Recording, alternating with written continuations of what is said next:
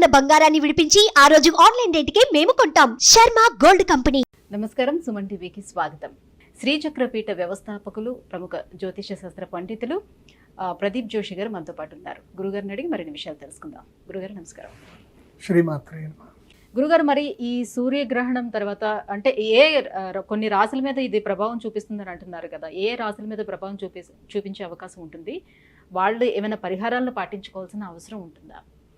ఈ సూర్యగ్రహణము కన్యా రాశిలో సంభవిస్తుంది. హస్తా నక్షత్రంలో కన్యా రాశిలో సంభవిస్తుంది. కాబట్టి హస్తా నక్షత్రం వారికి, కన్యా రాశి వారికి ఈ సూర్యగ్రహణము చాలా కీడుననేది ఇస్తుంది.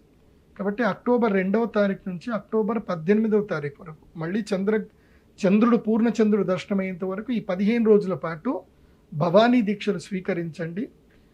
ఏ వాద విభేదాలకు పోకూడదు, ఎక్కడికి వెళ్ళకూడదు, దూర ప్రయాణాలు పనికిరాదు, 2 వీలర్ నడిపించినప్పుడు జాగ్రత్తగా వెళ్ళండి. అనారోగ్య పరిస్థితులు వస్తాయి, రోగాలు వస్తాయి. కొంచెం సమస్య టైం బాగాలేదు ఎవరికి? కన్యా రాశి వారికి. 4 రాశుల వారికి బాగా ఉండదు, 4 రాశుల వారికి బాగా ఉంటుంది, 4 రాశుల వారికి సామాన్యంగా ఉంటుంది. అవి ఏ ఏ రాశిలో చెప్తానో జాగ్రత్తగా చూసుకోండి. ఇది పరాశర సంహిత ప్రకారం చెప్తున్నాను. ఇంతకు మునుపు నేనే చెప్పాను, అది వేరే సాంప్రదాయ ప్రకారము, గర్గ సాంప్రదాయ ప్రకారం చెప్పాను. ఇప్పుడు పరాశర సంహిత ప్రకారం చెప్తున్నాను. ఇది యాక్యురేట్. కలవు పరాశర ఉచ్యతే అని చెప్పేసి అన్నారు కాబట్టి, ఇంతకు మునుపు కూడా నేనే ఒక వీడియో చేశాను, అందులో వేరే రాశులు చెప్పాను. అది కాకుండా అది అప్పుడు ఆ సమయానికి నాకు అదే అవైలబుల్ ఉండే కాబట్టి అప్పుడు చెప్పాను. కాబట్టి అది కాకుండా దీన్ని ఫాలో అవ్వండి. ఇది కొంచెం ఇదంతా జాగ్రత్తగా వినండి. ఇది ఎప్పుడైనా సరే గ్రహణం ఏర్పడినప్పుడు, కన్యా రాశిలో గ్రహణం ఏర్పడింది. గ్రహణం ఏర్పడిన రాశి నుంచి, గ్రహణం ఏర్పడి ఏదైతే రాశిలో గ్రహణం ఏర్పడుతుందో తమ రాశి నుంచి ఆ గ్రహణ రాశి, తమ రాశి నుంచి ఆ గ్రహణ రాశి 12వ స్థానము, 8వ స్థానము, 4వ స్థానము, 1వ స్థానము అవుతే గనక వారికి కీడు. అంటే తమ రాశి నుంచి, ఇప్పుడు ఉదాహరణకి తులారాశి, కన్యా రాశి వారికి ఎక్కడ జరుగుతుంది అంటే తమ యొక్క జన్మస్థానం జరుగుతుంది. అంటే 1వ రాశిలో సూర్యగ్రహణం ఏర్పడుతుంది కాబట్టి కన్యా రాశి వారికి ఈ గ్రహణం అరిష్టము. అలాగే తులారాశి వారికి తమ రాశి నుంచి 12వ రాశిలో ఈ యొక్క గ్రహణం జరుగుతుంది కాబట్టి తులారాశి వారికి కూడా ఈ గ్రహణము అరిష్టము. అదేవిధంగా కుంభరాశి వారికి తమ రాశి నుంచి 8వ స్థానములో ఈ గ్రహణం జరుగుతుంది కాబట్టి కుంభరాశి వారికి అరిష్టము. అదేవిధంగా మిథున రాశి వారికి తమ రాశి నుంచి 4వ స్థానంలో ఈ యొక్క గ్రహణం సంభవిస్తుంది కాబట్టి వాళ్ళకు కూడా అరిష్టం. అయితే ఈ అరిష్టాలు ఏ విధంగా ఉంటాయని చెప్తాను. కన్యా రాశి వారికి జన్మస్థానంలో జరుగుతుంది కాబట్టి కన్యా రాశి వారికి అనారోగ్యము, తర్వాత ఏమైనా దెబ్బలు తాకడము, తర్వాత మానసిక వ్యధకి గురవ్వడము, తర్వాత కీర్తి ప్రతిష్టలు పోగొట్టుకోవడము, ఇలాంటివన్నీ కూడా జరుగుతాయి. మానసిక వ్యధ ముఖ్యంగా శరీరానికి, మనస్సుకు ఇబ్బంది కలుగుతుంది కాబట్టి కన్యా రాశి వారు జాగ్రత్తగా ఉండాలి. ఇక తులారాశి వారికి 12వ స్థానంలో సంభవిస్తుంది కాబట్టి వాళ్ళకి ఆస్తులు పోగొట్టుకోవడము, ఖర్చులు ఎక్కువైపోవడము, డబ్బులు బాగా పోవడము, ఎవరి దగ్గరైనా మోసపోవడము, ఇలాంటివన్నీ కూడా జరుగుతాయి. కాబట్టి తులారాశి వారు కూడా ఖర్చుల విషయంలో, ఎక్కడైనా పెట్టుబడులు పెట్టే విషయంలో మాత్రం అప్రమత్తంగా ఉండాలి. ఇక కుంభరాశి వారికి 8వ స్థానంలో జరుగుతుంది కాబట్టి ఆయుక్షీణము, రోగభయము, అదేవిధంగా శత్రుభయం కూడా వచ్చే అవకాశం ఉంటుంది. రుణ బాధలు కూడా పెరిగే అవకాశం ఉంటుంది. అప్పులు చేసే అవకాశం వస్తుంది. అంటే ఇదేమైనా టైం పీరియడ్ ఏమైనా ఉంటుందా? అంటే 15 రోజులు, మెయిన్గా 15 రోజులు. 15 గ్రహణమైన తర్వాత 15 రోజుల పాటు దాని ఎఫెక్ట్ చాలా ఎక్కువగా ఉంటుంది. ఆ తర్వాత నార్మల్ అయిపోతుంది. ఆ 15 రోజులు జాగ్రత్తగా ఉండాలి. ఆ తర్వాత మిథున రాశి వారికి ఏంటి, ఈ గ్రహణం 4వ స్థానంలో సంభవిస్తుంది కాబట్టి తల్లిగారికి అనారోగ్యం రావడము, కుటుంబంలో కలహాలు రావడము, ఇల్లు వదిలిపెట్టి బయటకెట్టన పోవడము, ఇవన్నీ కూడా జరుగుతాయి. ముఖ్యంగా వాహన గండము, వాహనాలు కొనుగోలు చేసే విషయంలో జాగ్రత్తగా ఉండాలి. కుటుంబ కలహాలు ఎక్కువగా జరిగే అవకాశం ఉంటుంది. సుఖము కోల్పోతారు. ఇలాంటివన్నీ కూడా మిథున రాశికి జరుగుతాయి. ఇక ఈ గ్రహణం వల్ల మేలు జరిగేటువంటి రాశులు కొన్ని ఉన్నాయి. అవి ఏమిటంటే కనుక, ఈ గ్రహణం వల్ల టాప్ నంబర్ 1 మేలు జరిగే రాశి ఒకటి ఉంది. అది వృశ్చిక రాశి. వృశ్చిక రాశి వారికి 11వ స్థానంలో ఈ యొక్క సూర్యగ్రహణం సంభవిస్తుంది కాబట్టి ఈ యొక్క రాశుల వారికి రాజకీయంగా బాగుంటుంది, లాభాలు కలుగుతాయి. తాము ఎప్పటి నుంచో జరగని పనులన్నీ కూడా జరిగి అద్భుతంగా వాళ్ళకి రాణించే అవకాశం ఉంటుంది. అదేవిధంగా ధనుసు రాశి వారికి 10వ స్థానంలో ఈ యొక్క సూర్యగ్రహణం జరగబోతుంది కాబట్టి వీళ్ళకి విదేశీ ప్రయాణాలు కానీ, ఉద్యోగ క్షేత్రంలో లాభాలు కానీ, ఆకస్మిక ధనలాభం కానీ దూర ప్రయాణాలు కానీ కలిసి వస్తాయి వీళ్ళకి. అదేవిధంగా మేషరాశి వారికి 6వ స్థానంలో ఈ యొక్క సూర్యగ్రహణం సంభవించబోతుంది కాబట్టి శత్రువుల మీద విజయాన్ని సాధిస్తారు. కోర్టు కేసులు కానీ ఏమైనా ఇబ్బందులు ఏమైనా ఉన్నా సరే అవన్నీ కూడా సమసిపోయే అవకాశం ఉంటుంది. ఈ 15 రోజులు ఏదైనా ప్రయత్నం చేసి సెటిల్మెంట్ ఏదైనా చేసుకునేది ఉంటే తమ శత్రువుల దగ్గరకు 1 కిలో స్వీట్ వెళ్ళి ఇచ్చేసి ఏదైనా ఒక సెటిల్మెంట్ చేసుకుందామని మాట్లాడుకుంటే ఈ 15 రోజులు కూడా సెటిల్ అయ్యే అవకాశాలు ఉంటాయి. తర్వాత కర్కాటక రాశి వారికి ఈ గ్రహణము 3వ స్థానంలో సంభవించబోతుంది. 3వ స్థానంలో సంభవించడం వల్ల ఏంటంటే స్వీయ ప్రతిపత్తి, ధైర్య సాహసాలు రావడము, అన్నదమ్ముల మధ్య ఉన్న కలహాలు, వైరములు తొలగిపోవడం ఇవన్నీ కూడా జరుగుతాయి. దీనివల్ల కూడా కర్కాటక రాశి వారికి మేలు జరుగుతుంది. సో ఇది మేలు జరిగే రాశులు. మళ్ళీ మేలు జరిగే రాశులు చెప్తున్నాను. వృశ్చిక రాశి, ధనుస్సు రాశి, మేషరాశి, కర్కాటక రాశి ఇవి మేలు జరిగే రాశులు, వీళ్ళకి లాభం కలిగే రాశులు. ఇక మిగతా రాశులు అయితే ఏవైతే ఉన్నాయో ఇది మకర రాశి, మీనరాశి, వృషభ రాశి, సింహరాశి వీళ్ళకి నార్మల్గా ఉంది. అంటే వీళ్ళు పరిహారాలు చేసుకుంటే వీళ్ళకి మేలు జరుగుతుంది, పరిహారాలు చేసుకోకుండా దుష్టులతో గెలిస్తే కీడవుతుంది. కాబట్టి వీళ్ళు కూడా భగవద్ ధ్యానం చేసుకుంటే మంచిది. గురుగారు, మరి సూర్యగ్రహణం అనేది ఏ సమయంలోనే సంభవిస్తుంది? అలాగే ఇప్పుడు చెప్పినటువంటి ఈ రాశులు ఎవరైతే నష్టపోతున్నారో సో ఆ రాశుల వాళ్ళు ఎటువంటి పరిహారాన్ని పాటించుకుంటే బయటపడే అవకాశం ఉంటుంది? ఇది కేతుగ్రస్త కంకణ ఆకార సూర్యగ్రహణం. ఇది సంభవిస్తుంది మన భారతదేశ కాలమాన ప్రకారం, అంటే మన డేట్ ప్రకారమే చెప్తున్నాను. 2 అక్టోబర్ 2024 రోజున రాత్రి 9:13 ఈ గ్రహణము బిగినింగ్ అవుతుంది.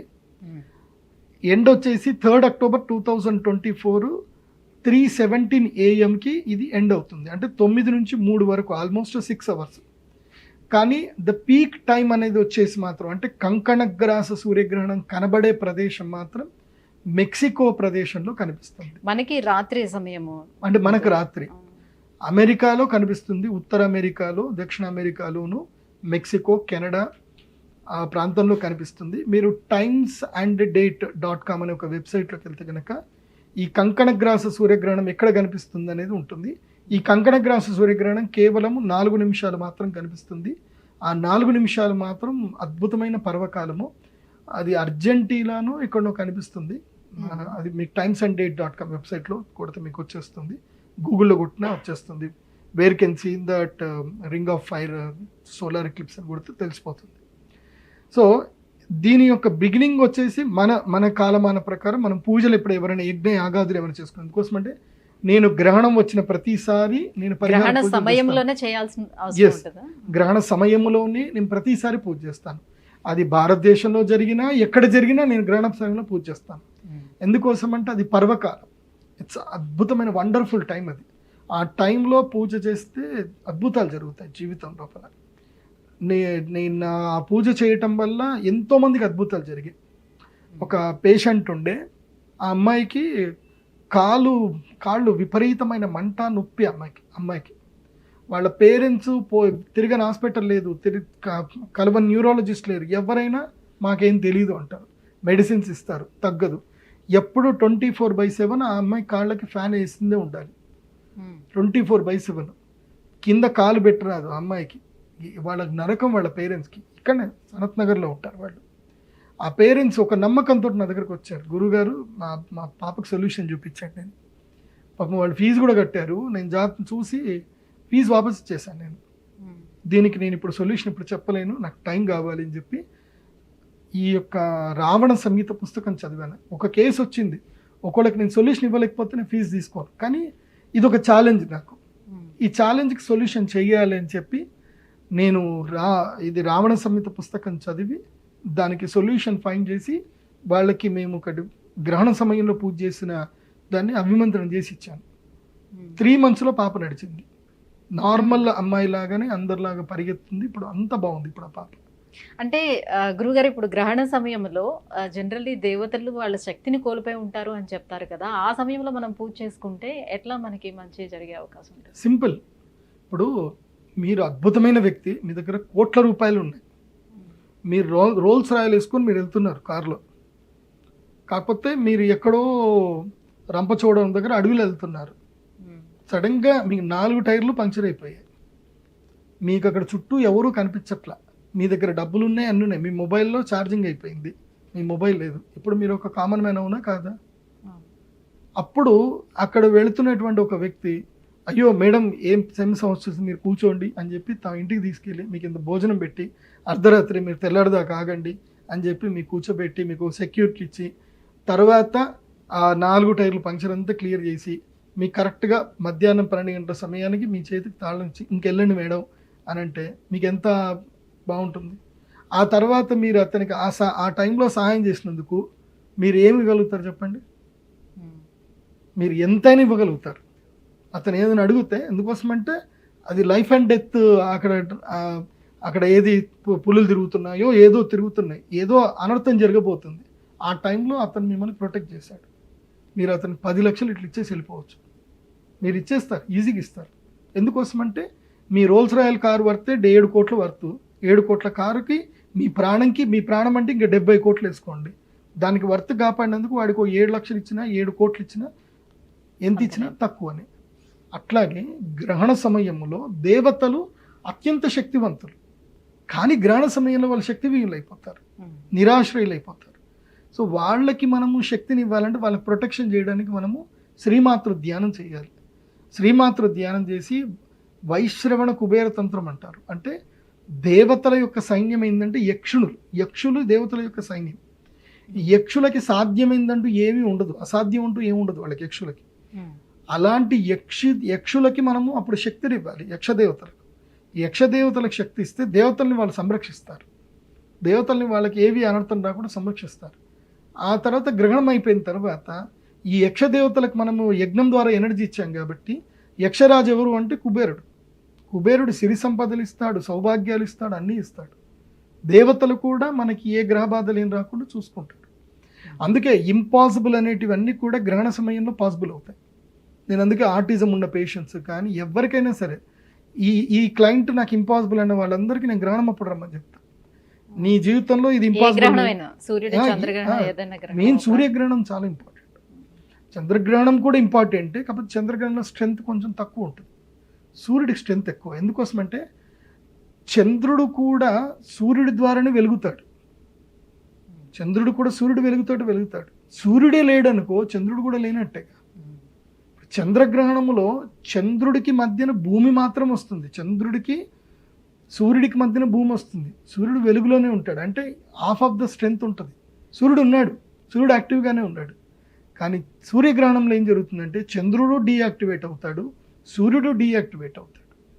అందుకే సూర్యగ్రహణం అప్పుడు గ్రహస్థితిలో చూస్తే కుండలిలో సూర్యుడు, చంద్రుడు, రాహు ముగ్గురు ఉంటారు. అందుకే సూర్యగ్రహణం చాలా ప్రభావమైంది, అత్యంత ఎనర్జీ శక్తినిచ్చే సూర్యగ్రహణం.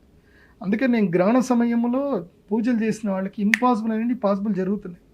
నా లైఫ్లో నాకు ఇంపాసిబుల్ అనేవి పాసిబుల్ అయిపోయినాయి.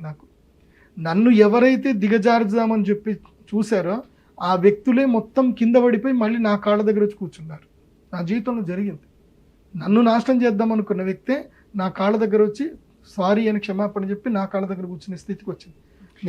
గ్రహణ సమయంలో ఎందుకు మరి టెంపుల్స్ అన్ని కూడా క్లోజ్ చేస్తారు? అదే చెప్తున్నాను. ప్రతి ఒక్క ద్విజుడు, బ్రాహ్మణుడు, పురోహితుడు తమ జీవితాన్ని ఇతరుల కోసం ధారపోస్తారు. వాళ్ళు వేరే వాళ్ళ కోసం వాళ్ళు పూజలు చేస్తారు. గ్రహణ సమయం ఒక్క గంట సేపు వాళ్ళు పూజ చేసుకుంటే వాళ్ళు కనుక ఎనర్జీ సంపాదించుకుంటే వాళ్ళు మళ్ళీ గ్రహణం వచ్చేంతసేపు వాళ్ళ ఎనర్జీని అందరికీ పంచవచ్చు. ఒక్క గ్రహణం సింపుల్. నార్మల్ టైం వేరు, గ్రహణం టైం వేరు. మీకు ఇందాక ఒక ఎగ్జాంపుల్ చెప్పాను. మీకు నార్మల్గా హైవే పైన రోడ్ టైర్ పంక్చర్ అయితే మీరు 100 రూపాయలు ఇచ్చి టైర్ పంక్చర్ చేయించేసుకుంటారు, 1000 రూపాయలు ఇచ్చి పంక్చర్ చేయించుకుంటారు. అదే ఎక్కడో ఎడారిలోకి వెళ్ళిపోయి ఎక్కడో అన్నోన్ ప్లేస్లో మీకు ఏదైనా అనర్థం జరిగితే మీరు 1,00,000 రూపాయలు ఇచ్చి పని చేయించుకుంటారు. So depends on the situation. అట్లాగే గ్రహణ సమయంలో ఒక్క స్వాహకారం, గాయత్రి మంత్రముతో ఒక్క స్వాహకారం ఇస్తే నార్మల్ సమయంలో 1,00,000 స్వాహకారాలు ఇచ్చినంత పుణ్యం వస్తుంది. ఒక్కటే ఒక స్వాహకారం అంటే ఇంత నెయ్యి వేస్తే గ్రహణ సమయంలో 1,00,000 స్వాహకారాలు చేసినంత పుణ్యం వస్తుంది. అందుకే లలితా సహస్రాలు కూడా చెప్తారు, గ్రహణ సమయంలో లలితా సహస్రం చదువుకోవాలి, కోటి లింగాలను ప్రతిష్టాపన చేసినంత పుణ్యం వస్తుంది గ్రహణ సమయంలో కనుక చేస్తే. సూర్యగ్రహే మహానద్యౌ ప్రతిమా సన్నిధౌ వా జప్త్వా సిద్ధమంత్రో భవతి. గణపతి మంత్రం సిద్ధమంత్రం అవ్వాలి అని అంటే సూర్యగ్రహణం అప్పుడు గణపతి మంత్రం చదువుకోవాలి. గణపతి సిద్ధి అవుతాడు. గణాలకు అధిపతి గణపతి. ఆ గణాలను సంరక్షించడానికి గణపతి మంత్రం అప్పుడు సిద్ధిని చేసుకుంటే అద్భుతాలు జరుగుతాయి. అందుకోసమే సూర్యగ్రహణము జీవితంలో అద్భుతాలు జరగాలంటే సూర్యగ్రహణం. ఆ టైంలో వెళ్ళి ఎవరైనా మహానుభావులు పూజ చేస్తుంటే వాళ్ళ దగ్గరికి వెళ్ళి కూర్చొని చేతులు పట్టుకొని కూర్చొని అయ్యా మాకు ఏదైనా ప్రసాదం ఇవ్వండి అని అడుక్కోవాలి. సూర్యగ్రహణం అంత గొప్పది. ఆ ఒక్క టైం అల్టిమేట్ టైం అది. అందుకోసం మీరు దీనికి నేను మామూలు చెప్పట్లే, రావణ సంహిత చదవండి, మీకు రావణ సంహితలో అన్ని విషయాలు తెలుస్తాయి. అగస్త్య సంహిత చదవండి, చాలా విషయాలు ఉంటాయి. ఇవేవి చదవరు, ఇష్టం ఏదో 4 పుస్తకాలు చదువుకొని వచ్చేసా అంటారు. దీనికి సూర్యాస్తమయం తర్వాత ఆదిత్య హృదయం లాంటివి చదవకూడదు అని చెప్తారు కదా, గ్రహణం అప్పుడు కూడా అంతేనా? గ్రహణం అప్పుడు నువ్వు ఏ మంత్రం చదివినా అది నీకు 1,00,000 రెట్లు శక్తి ఇస్తుంది. అది ఎవరు చెప్పారు? ఆదిత్య హృదయంలో, ఆదిత్య హృదయ స్తోత్రంలో అది లేనే లేదు. సూర్యాస్తమయం అయిన తర్వాత ఆదిత్య హృదయం చదవకూడదు అని ఆదిత్య హృదయ స్తోత్రంలో ఉందా? లేదు, కానీ కొంతమంది పండితులు చెప్పేది అదే కదా. చెప్తారు, వాళ్ళ ఇష్టం వాళ్ళు చెప్తారు. సూర్యాస్తమము మన కంటికి మాత్రమే సూర్యాస్తమం. సూర్యుడు ఎప్పుడూ అస్తమించడు. సూర్యుడు ఎప్పుడూ అస్తమించడు. కాకపోతే ఒక సాంప్రదాయ ప్రకారం ఏంటంటే ఆదిత్య హృదయ స్తోత్రము సంధ్య వేళల్లో చదవాలి, సూర్యోదయం అప్పుడు చదవాలని ఉంటుంది. ఆదిత్య హృదయ స్తోత్రం చెప్పిన అగస్త్యుడు రాముడికి ఆదిత్య హృదయ స్తోత్రం చెప్పాడు అగస్త్యుడు. మరి చెప్పినప్పుడు ఇది కూడా చెప్పాలిగా. రామాయణంలో లేదు కదా మరి అది. అది ఉంటే నేను ఒప్పుకుంటా. అది ఎవరు ఇష్టం వచ్చినట్టు వాళ్ళు చెప్పుకుంటారు, అట్లా చెప్పకూడదు. దేనికైనా ప్రమాణం అనేది ఉండాలి. ఇప్పుడు నేను రీసెర్చ్ చేశాను, నేను పిహెచ్డి సబ్మిట్ చేసేటప్పుడు ప్రతి ఒక్క దానికి రిఫరెన్స్ అడుగుతారు. మాకు వైవా ఉంటుంది, వైవా అప్పుడు అడుగుతారు నువ్వు ఈ కంటెంట్ చెప్పావు ఏంది, వాట్ ఈస్ ద రిసోర్స్, దీని ప్రమాణం ఏంది అని అడుగుతారు. మా దగ్గర ప్రమాణం ఉంటుంది. మీరు కంచిపీఠం వెళ్ళి చూడండి, కంచి స్వాముల ముందు అందరు కూర్చు జ్యోతిష పండితులు అందరూ డిస్కస్ చేస్తూ ఉంటారు. వాళ్ళు నోటికి వచ్చింది మాట్లాడడానికి లేదు, ప్రమాణం చెప్పి మాట్లాడాలి. సో ప్రమాణం లేకుండా మాట్లాడతా అంటే కుదరదు. కాబట్టి ఈ కేతుగ్రస్త కంకణ సూర్యగ్రహణ సమయంలో అందరూ కూడా మేము అరిష్ట నివారణ తంత్ర యాగం చేస్తున్నాము. నా pradeepjoshi.com వెబ్సైట్ విజిట్ అవుతే డీటెయిల్స్ అన్నీ ఉంటాయి. ఈవెన్ కౌంట్ డౌన్ కూడా ఉంటుంది. గ్రహణం ఎప్పుడు స్టార్ట్ అయిపోతుందో కౌంట్ డౌన్ కూడా ఉంటుంది. చూసుకొని మీరు గ్రహణంకి రండి. గురుగారు, గ్రహణ సమయంలోని గర్భిణీ స్త్రీలకు కూడా ఏమైనా నియమాలు చెప్తూ ఉంటారు కదా, ఈ టైంలోనే ఎటువంటి నియమాలు వాళ్ళు పాటించాలి? సింపుల్. ఎక్కడైతే గ్రహణం కనిపిస్తుందో అక్కడ గర్భిణీ స్త్రీలు మాత్రం తప్పకుండా ఎట్టి పరిస్థితుల్లో బయటకు రాకూడదు, ఇంట్లోనే పడుకోవాలి. ఇంట్లో ఎక్కడ వెలుతురు పడకుండా చూసి పడుకోవాలి. ఎక్కడ మెక్సికో, అమెరికా, కెనడా ఎక్కడెక్కడ కనిపిస్తుందో ఆ ప్రాంతం వారు మాత్రం తప్పకుండా గ్రహణ నియమాలు పాటించాలి. తప్పకుండా గర్భం మీద చేతులు పెట్టుకోవాలి, ఒకవైపు తిరిగి పడుకోవాలి కానీ సుషుప్తి అవస్థకి వెళ్ళకూడదు. అంటే పూర్తి నిద్రావస్థ వెళ్ళకూడదు. మెలకువనే ఉండాలి, గర్భం మీద చెయ్యి వేసి ఉండాలి, నారాయణ నామస్మరణ చేస్తూ ఉండాలి. వెలుతురు ఇంట్లో పడకుండా చూసుకోవాలి. ఆహారం తినకూడదు, పండ్లు పలహారాలు తినొచ్చు, పాల పదార్థాలు తినకూడదు, మంచినీళ్ళు తాగొచ్చు. ఇది అయితే ఇండియాలో ఉండేటువంటి వాళ్లకు గ్రహణ నియమాలు లేవు. కానీ ఈ గ్రహణ ప్రభావం, సూర్యకిరణ ప్రభావం ఎక్కడైనా ఉంటుంది. కాబట్టి గర్భిణీ స్త్రీలు ఇంట్లోనే ఉండండి. రాత్రి 8 గంటల నుంచి ఉదయం 5 గంటల వరకు ఇంట్లోనే ఉండండి, ఎక్కడికి బయటకు రావద్దు. ఒకవేళ గనక మీకు బాత్రూమ్లు బయట ఉన్నాయి, బయటకు రావాల్సి వస్తుంది అని అంటే దుప్పటి కప్పుకొని గొంగడి బట్ట ఏదైనా కప్పుకొని బయటకు రండి.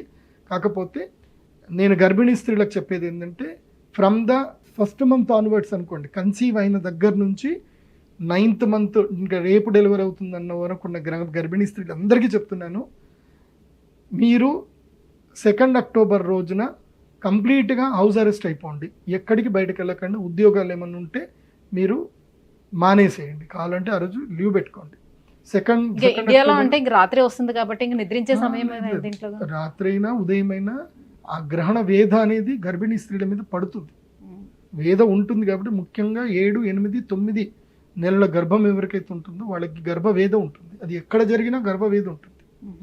కాబట్టి ఎక్కడి బయటకు వెళ్ళకండి. అక్టోబర్ 2వ తారీఖు హౌస్ అరెస్ట్ అయిపోండి, ఇంట్లోనే ఉండండి, ఫోన్ దూరం పెట్టండి, చక్కగా భాగవతం పుస్తకం చదవండి. ఇంకా అంతకుమించి ఏం చేయకండి. మంచిగా పడుకోండి, మంచిగా తినండి. అన్నం తినొచ్చు. ఇండియాలో ఉండేవాళ్ళు భోజనాలు అన్నీ చేయొచ్చు, ఏదైనా తినొచ్చు. తినడానికి ఏ దోషం లేదు. వీళ్ళు నిద్రావస్థలో ఉంటారేమో కదా, 9 గంటల సమయం పడుకోండి, హ్యాపీగా పడుకోండి. సుషుప్త అవస్థలు కూడా వెళ్ళిపోవచ్చు. ఇండియాలో ఉండేటువంటి వాళ్ళు హ్యాపీగా పడుకోవచ్చు. 8 నుంచి 5 దాకా హ్యాపీగా పడుకోండి. 8 గంటలకే పడుకోండి. మీకు నిద్ర ఎప్పుడు 5 గంటల తర్వాత ఎప్పుడు మెలుగుతుంది అప్పుడు లేవండి. కాకపోతే మధ్యలో లేస్తే మాత్రం బయటకు అయితే వెళ్ళకండి. వెళ్ళాల్సి వస్తే దుప్పటి కప్పుకొని వెళ్ళండి, అంతకుమించి ఏం లేదు. కాబట్టి మేము ఆచరిస్తున్న ఈ వైశ్రవణ తంత్ర యాగములో ఎవరైనా మీ గోత్రనామాలు చెప్పించుకొని కూడా జాయిన్ అవ్వచ్చు. మళ్ళీ ఇది అనుకుంటున్నారేమో, ఇది ఏదో చెప్పి ప్రదీప్ చేసి సంపాదించుకుండే అనుకుంటున్నారేమో. నేను ₹1 సంపాదించుకునేది లేదు. మీరు పెట్టేదంతా అమ్మవారి ఆలయ నిర్మాణానికి పెడుతున్నాము.